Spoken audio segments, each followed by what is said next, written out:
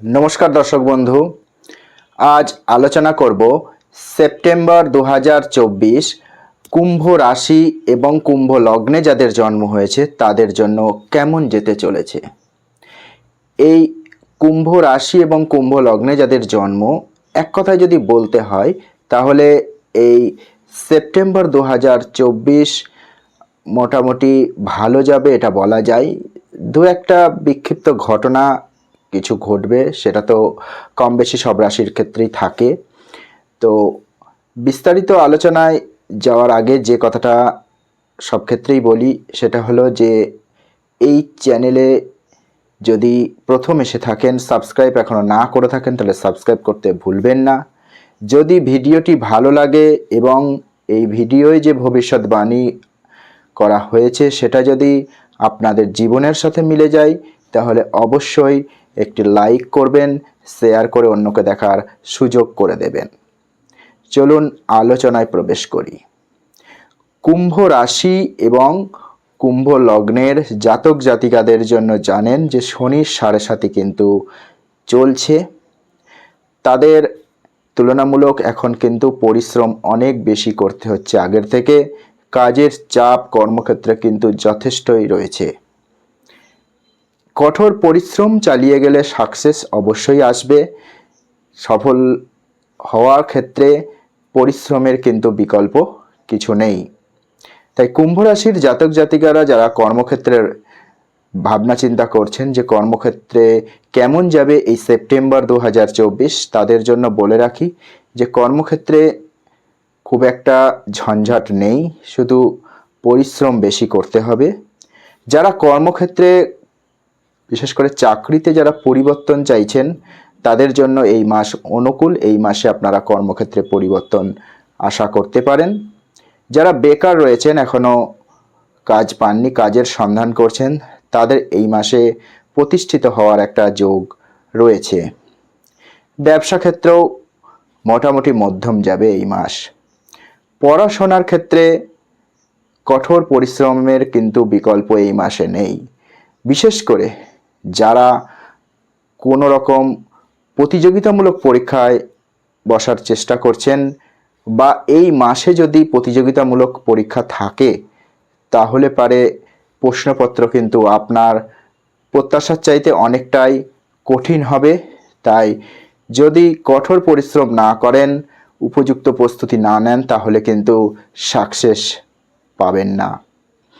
যারা বিদেশে পড়াশোনার চেষ্টা করতে চাইছেন তাদের জন্য ভালো মাসের শেষ দিকে, কিন্তু কঠোর পরিশ্রম বা প্রচেষ্টা চালিয়ে যেতে হবে।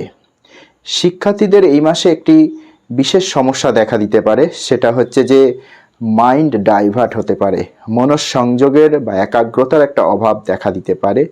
তাই এক্ষেত্রে যথেষ্ট মনোযোগী হতে হবে পড়াশোনার ক্ষেত্রে। অর্থনৈতিক ক্ষেত্রে এই মাসে আয়ের বৃদ্ধি বা বিভিন্ন সূত্র থেকে অর্থ আগমনের একটা যোগ অবশ্যই রয়েছে, কিন্তু পাশাপাশি বেশ কিছু গ্রহের দৃষ্টি বিনিময় এমন সংযোগ তৈরি করে রেখেছে যে আপনাদের কিন্তু এ মাসে অহেতুক বা অযথা কিছু অর্থ ব্যয়, বিশেষ করে মাসের প্রথম দিকে 20 তারিখের আগে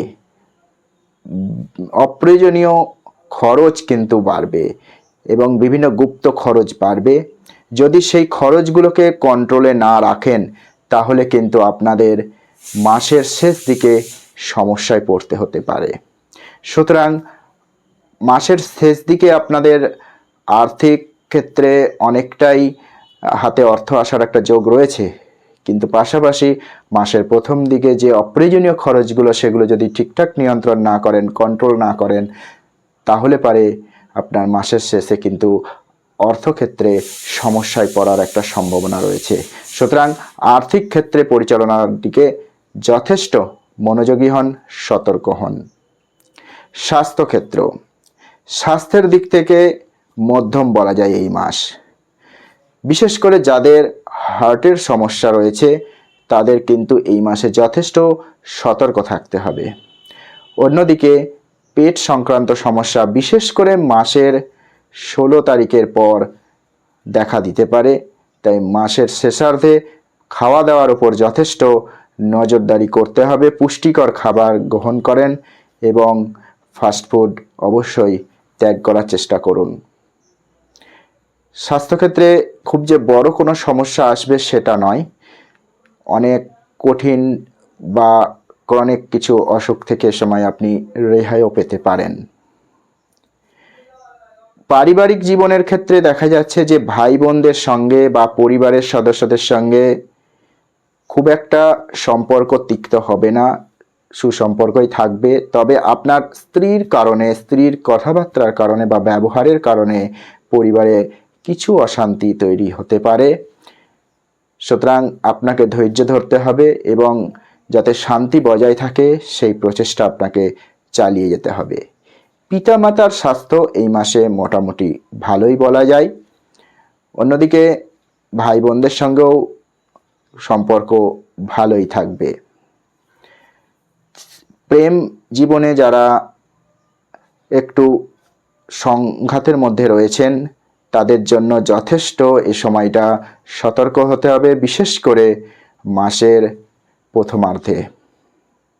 23 তারিখের আগে পর্যন্ত আপনাদের কিন্তু বাকবিতণ্ডা আপনাদের মধ্যে চলতে থাকবে। আপনার পার্টনারের সঙ্গে বাকবিতণ্ডা, মতের অমিল এগুলো ঘটবে, ঝগড়াঝাটি হবে।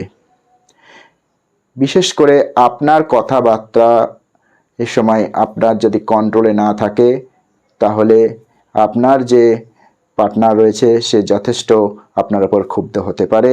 সুতরাং কথাবার্তার ওপর নিজের নিয়ন্ত্রণ বজায় রাখুন। অন্যদিকে মাসের 23 তারিখের পর থেকে আপনাদের এই প্রেমের সম্পর্ক অনেকটাই মধুর হবে আশা করা যায়। স্বামী স্ত্রীর সম্পর্কের ক্ষেত্রেও মাসের প্রথমার্ধ যথেষ্ট সংঘাতের মধ্যে চলবে এবং 16 তারিখের পর কিছুটা উন্নতি হবে, কিন্তু বেশ কিছু গ্রহের দৃষ্টি আপনাদের এই সম্পর্কের ক্ষেত্রে কিন্তু বাধা হয়ে দাঁড়াবে এবং স্ত্রীর কথাবার্তা আপনার পছন্দ হবে না, এরকম একটা সিচুয়েশন তৈরি হতে পারে। আপনার শ্বশুরবাড়ির পক্ষ থেকেও কিন্তু এই সময় একটু সংঘাতের অবস্থা দেখা যাচ্ছে।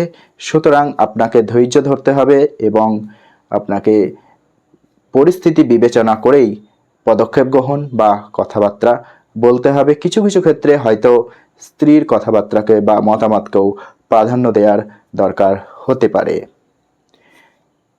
যেটুকু খারাপ রয়েছে সেটা থেকে যদি রেহাই পেতে হয় বা আর একটু ভালো ফলাফল যদি আশা করতে হয় তাহলে অবশ্যই প্রতিকার হিসাবে প্রতিদিন শনিদেবের বীজ মন্ত্র জপ করতে পারেন। অবশ্যই অনেকটাই ভালো ফল পাবেন আশা করা যায়। ভিডিওটি এখন এখানেই শেষ করছি। আপনাদের সকলকে অসংখ্য ধন্যবাদ। নমস্কার।